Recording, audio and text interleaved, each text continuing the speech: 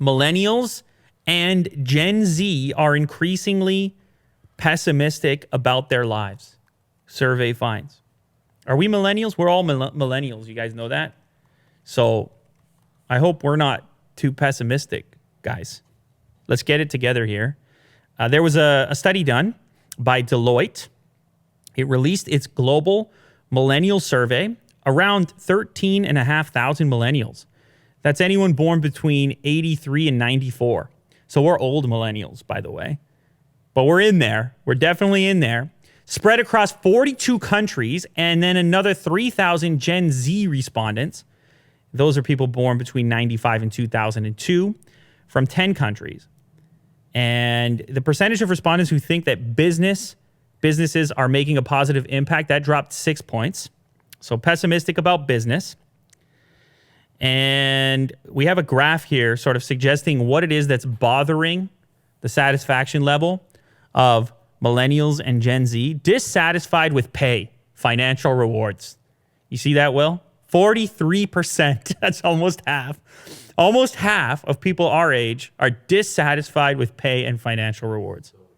So entitled. That's Jack's words right there. So not enough opportunities to advance. That's 35%. Lack of learning and opportunities, 28%. Don't feel appreciated, Jack. Don't feel appreciated. Poor work-life balance. Boredom, not challenged. What's funny about this to me is that the same 20% that doesn't feel appreciated also feels bored. You know what I mean? 23 and 21. Hey, what? So you got a poor work-life balance. You don't feel appreciated, lack of opportunity, and you're bored. I don't know. Are you out there? Are you doing it? Don't like the workplace culture. So funny enough about this is that the Gen Z, the younger people, are more optimistic than the millennials, us. So like the next generation is like, for example, dissatisfied with pay, financial rewards. Now, they might just still be students. That could be part of the reason. But if you look down this list, they are the more optimistic group of this particular bunch. Now, if you scroll down a little further, Will, what you'll see is that this changes depending on the nation, depending on the country you're looking at. And the optimism, pessimism score there, defined by the red line in this particular graph. At one end of the spectrum, you have China and India, lots of optimism. Almost 60%, over 60% optimism. And then that slowly scales down, US, Canada, Australia, all the way to France, where it's like 20% optimistic. It's not looking good. Apparently, a lot of this has to do with bleak economic expectations. In another survey record, 49% of millennials would, if they had a choice, quit their current jobs within the next 2 years. So, not very satisfied. Not a very satisfied bunch. Now, here's my thing. How much of this is real? Like an actual permanent thing? And how much of this is on the individual? Like how much of this belongs to the person? Is opportunity a thing that belongs to the individual, or is opportunity a thing that just happens to be out there? Well, it's probably a little bit of both, but you only control one of them.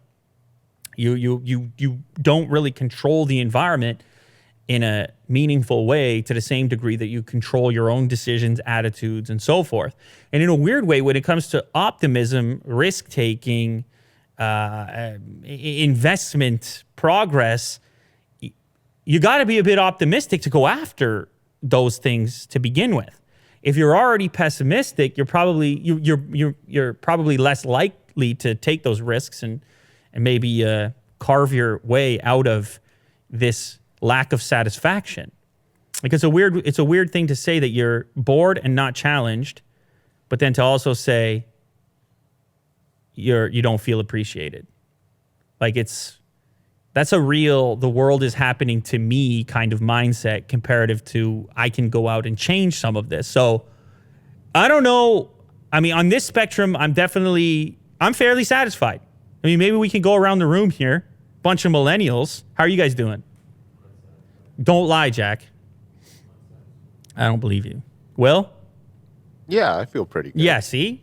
You see what I'm saying? It's all in the mind. It's in the mind. You know, I think social media has a lot to do with it in terms of shaping the world.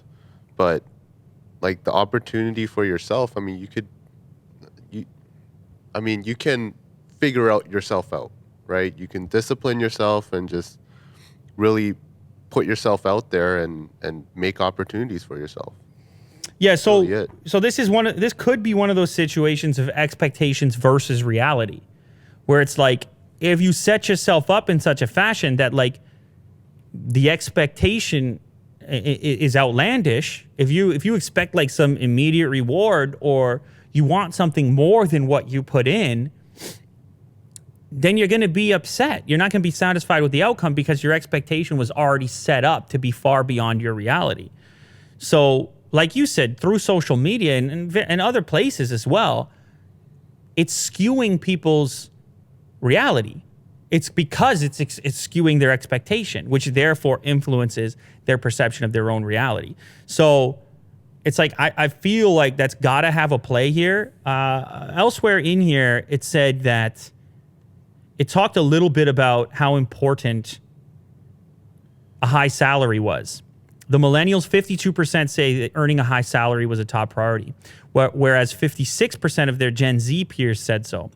And 39% of millennials saw starting a family as important, while 45% of the younger group. So again, the Gen Z with the slightly more optimistic outlook are like, yeah, I could see having a family, whereas the millennials, not so much. You think just a younger person in general is more optimistic? You felt more optimistic when you were younger? Yeah, it's totally possible. But then on the flip side, you have to be like, this young group is also inundated with the social media stuff, right? And they're not fully formed yet. So the potential for impact there should be substantial. It's just not hitting them in the same way.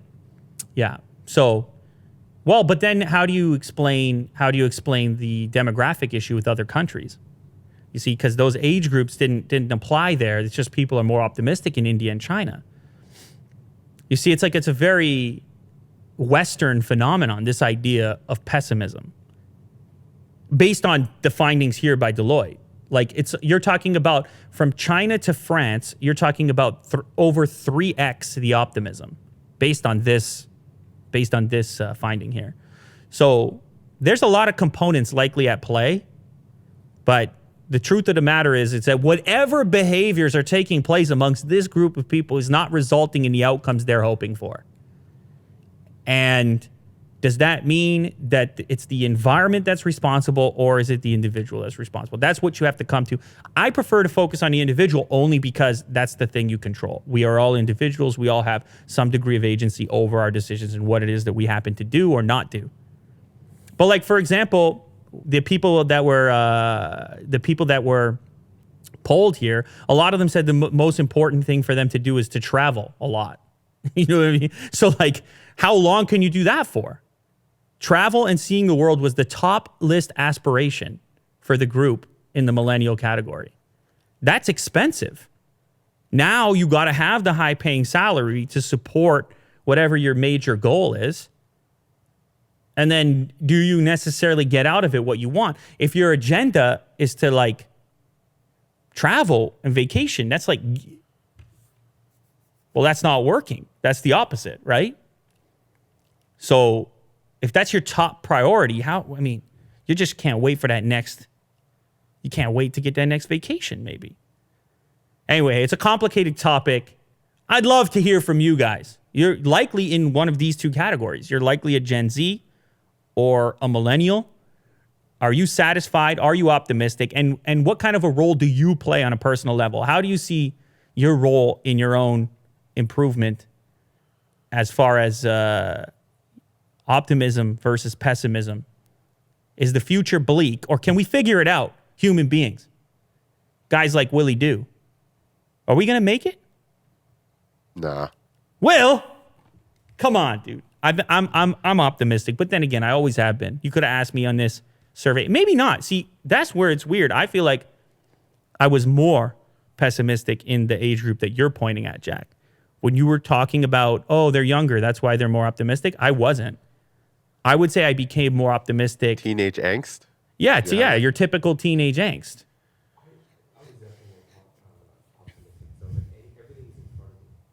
Just time-wise. You just had a lot of time in front of you. Yeah. Well, there's certainly when you're younger, there's a feeling that there's more life in front of you than behind you, because that's real. That's the reality of the situation. But I don't know. I think that there's a lot of growing that goes on in that period of your life, and a lot of questions that you feel like you need to have answered. You don't necessarily have answers for, and that can cause angst as well. Different problems for different groups, but it is interesting to see the different answers. And now I'll be on the lookout for yours. What does the future look like? Millennials, Gen Zs, we got to figure it out, guys.